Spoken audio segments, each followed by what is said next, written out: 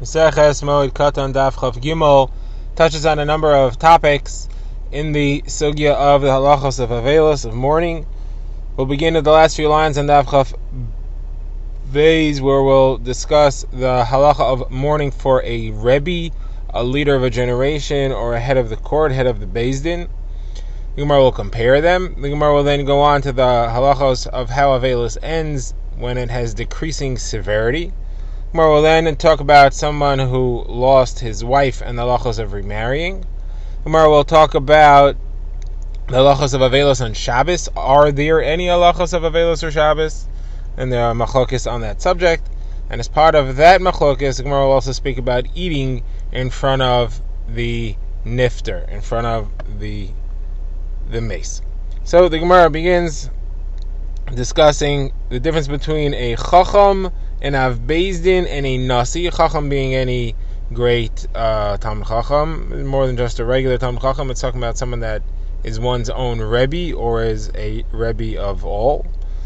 Then it'll talk about, so we compare a chacham to the av beis din, who is the Rebbe of the entire town, as it were. Each city had an av beis din that was in charge of psak for the entire town. And then there's the nasi, who is the leader of the generation.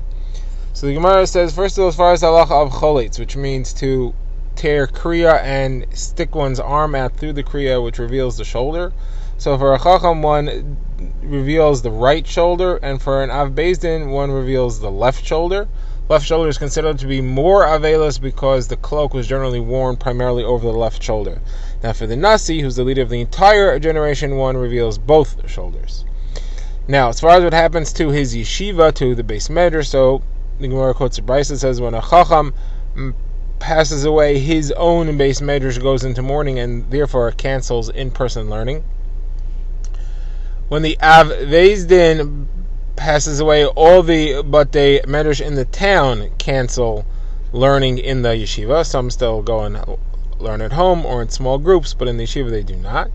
Now they can still go to shul, but they have to sit somewhere else. In shul they change their seat to a different place in the shul, but they are still allowed to do full shul attendance and tefillos. However, when the nasi dies, all the batei midrashes cancel in-person learning, not just in the city, everyone, and they don't go to shul except for laning. They do tefillah somewhere else. If that means each person davens at home and they cancel tefillah with tzibor, or if it means that they daven in the Beis Ha'evel. But there is no tefillah in shul. They do come to shul for Kriyas HaTorah on Shabbos. They do 7 krum on Shabbos, and that's it. Now, Rabbi Shua ben Karcha points out that when we say that they don't go to shul, it doesn't mean that they go wandering around the street. He says they sit quietly and in mourning, contemplating the loss. Now the Gemara mentions that you don't talk in learning in a house of mourning. You don't mention not halachos and not agada. But Hanania ben Gamliel, he did talk in halacha and agada in a house of mourning. That was his opinion. Now the Gemara talks about diminishing levels of avelos. So the Gemara says that it steps down in 4 weeks. So the brisa has 2 opinions. There's a Tanakama and Rabbi Huda. They both agree that they step down in the same pattern, in the same order. The question is, does it start the second week or does it start the first week? So Rabbi Huda says the first week, everything is regular. There's Avelos, and people come to console him. The second week is when we do the first step down, which is that we say that he isn't allowed to leave his house. Now the Tanakama says no, he's not allowed to leave his house. That's referring to the first week. Now, everyone agrees that the additional week after they're not allowed to leave their house, after the Avos is not allowed to leave his house, which according to the Tanakama refers to Shiva. According to Rav Yehuda refers to the week after Shiva, because we don't have to say it about Shiva, because during Shiva he is receiving Tanchumin. But everyone agrees that the following week he can go to shul, but he doesn't sit in his proper seat. On the 4th week, he sits in his proper seat, but he doesn't speak. And on the 5th week, he returns to a full level of participation like everyone else. Now the Gemara quotes a brisa that discusses marriage. So the Gemara says an Avel should not marry for 30 days minimum following the period of Avelos. During any Avelis for 30 days, he's not allowed to marry. If his wife dies, he's not allowed to take another wife for up to 3 regalim. He has to wait till 3 regalim go by. Rabbi Yehuda says 2 regalim, and he can, when he comes close to the 3rd regal, then he's allowed to remarry. Now, the Brisa does add, though, that if he doesn't have children, he's allowed to get married right away because he needs to have children as part of the mitzvah of Period Rivia. And if he has small children, he's allowed to get married right away so that he'll have a woman in the house to take care of them. The Gemara quotes an incident where the wife of Yosef HaKohen died, and already in the cemetery at the Kvura, the burial, he said to his dead wife's sister, he said, go take care of your sister, meaning his wife. Your sister is Yisomim. So he did bring his former sister-in-law into his house to take care of his kids. But the Gemara says he was not together with her, he did not consummate the marriage until a long time afterwards, which the Gemara defines as 30 days. Alright, now the Gemara talks about wearing clean clothing during the mourning period. So we have 3 levels of cleaning. We have regular washing, then we have something called gihutz, which is a higher level of washing. Some machlokes rishonim what that means. Some define it as ironing, as pressing the clothing. Others speak of using special soaps. Others speak about rubbing it with a special smooth stone to smooth it out. Whatever it is, it's a higher level of cleaning. And then the 3rd level is after a clothing article has undergone gihutz. The 2nd level, it can go into a machbesh, which is a press that makes it look literally new. So the Gemara says that new clothing doesn't need the machbesh. New clothing without the machbesh is in a high level as old clothing that had the machbesh. So after gihutz, new clothing is already good to go. Old clothing has to go through machbesh. So what is an Ava allowed to wear? So the Gemara says he should not wear gihutz for the entire 30 days after the loss. For 30 days of mourning, he should not wear clothing clean to the 2nd level, to gihutz. And that refers, the Gemara says, according to 3 different opinions as to what type of gihutz we are referring to. The first opinion is that it makes no difference new clothing or old clothing. So that would be gihutz for new clothing without machbesh, or gihutz for old clothing with machbesh. Both of those are the same. That's what's forbidden. Now, that's the Tanna Kama's opinion in this Brisa. Rabbi says, no, only new clothing is forbidden. Old clothing in the machbesh, that's permitted because that's not as good as new clothing after a gihutz. And Rabbi Shimon says only new white clothing is forbidden. So again, we have 3 levels. Tanna Kama holds that old clothing is forbidden if it's pressed in the machbesh. Rabbi holds only new clothing after gihutz is forbidden, and Rabbi Elazar and Rabbi Shimon holds only new white clothing. What's the halacha? So Gemara notes that Abaye went out in old clothing that was pressed, so he didn't hold like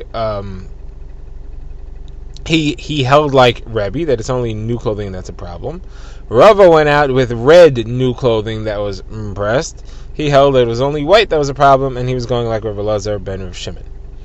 Alright, now the Gemara is going to go to the topic of Avelos and Shabbos. So now we've seen a Mishnah earlier that said that on Shabbos there is the following state: Avelos Ola, Avelos counts, but Shabbos does not interrupt Avelos, it doesn't cancel the Avelos. And Yom Tov, it said Yom Tov doesn't count on for Avelos, and if Yom Tov comes in the middle of Avelos, it actually cancels that Avelos. So the Gemara wants to know, what is the halacha of an Avel on Shabbos? And we know that Shabbos does not interrupt the Avelos. We know that he's not allowed to do any public displays of Avelos on Shabbos. That everyone agrees to. He's not allowed to do that. The question is, does private Avelos apply? Do we say there's no Avelos at all on Shabbos, or is there private Avelos on Shabbos? Now, what would private Avelos refer to? So the Gemara understands that would refer to marital relations and washing oneself. Those are 2 things that no one would know if he was doing that. So that would be private Avelos. Is he abstaining from marital relations and from washing himself? That would be Avelos in private. Can you do you have to abstain? Would an Avel have to abstain from that on Shabbos, or can he do those things on Shabbos because there's no Avelis on Shabbos at all? Now the Gemara explains that the Machlokes is between the people of Yehuda and the people of the Galil as to whether there is private Avelis on Shabbos or not, and the Machlokes is based on how you read the Mishnah's expression when it says that Shabbos is included in Avelis. Does it mean that it's included and there are some halachos? It doesn't mean that it's included and it just counts as one of the days, but it doesn't actually count, but there are no actual halachos. So according to the opinion that says that there are halachos, so the reason that you see that in the Mishnah is because the Mishnah says it's included. Had it just meant that the days count towards the 7, it should have said that it's counted. It should have said it's included. The language included implies that there are some actual halachos going on then. The other opinion says it can't be that there's any halachos because the Mishnah goes further and it says, and it does not cancel Avelos like Yom Tov does. Well, if it had actual halachos, there's no way it would cancel. What the Mishnah must mean is that it counts, the days go by, and it doesn't cancel. It couldn't possibly mean that it has halachos, because then it wouldn't need to tell me that it doesn't cancel. Now, that's how they each bring their proof from the Mishnah. What does each one do with the other's explanation? So the Gemara says they'll each say that what's quirky about the language, the way they understand the reading of the Mishnah is there just for contrast with Yom Tov. According to the one who says that there are halachas of Avelis, I understand why it says it counts. I understand why it says that Avelis is that Shabbos is included in the Avelis. You can ask me, why did it say that it doesn't cancel? That's just a contrast with Yom Tov, which we say later does cancel. Now, according to the one that says that there are no halachas of Avelis, why does it say that it's included? So again, that's just to contrast with Yom Tov, where we say that it is not included. Another Gemara wants to say that this machlokes as to whether there is Avelis in private on Shabbos is actually a machlokes Tanaim. The Gemara quotes a brisa, which lists the halachas of eating and keeping mitzvos in front of the mace. Now this is talking about an onein, somebody who has lost a close relative, and he's in the house with the body. He's not done the burial yet, so he's in a state called aninus. It's between the Yitzias Neshama, between the passing of the relative and the burial. Avelis only begins after the burial happens. So what are the halachos during this time? So the Brisa says it splits between weekdays and Shabbos. So first of all, the halachos of Shabbos, the halachos of the weekdays are as follows. One who has the dead before him should not eat in the same room. It's disrespectful to take care of his body while the dead is there and unable to take care of its own. He should go to a different room. If he doesn't have another room, he should go to a different house, to somebody else's house. If he can't go to any other house, he should at least make a wall to separate it into two reshuyos. If he can't do that, the wall would have to be 10 tefachim high. If he can't do that, then he at least has to turn his face and not face the dead while he's eating. Now, while he's eating, he cannot recline, and he cannot eat meat and wine.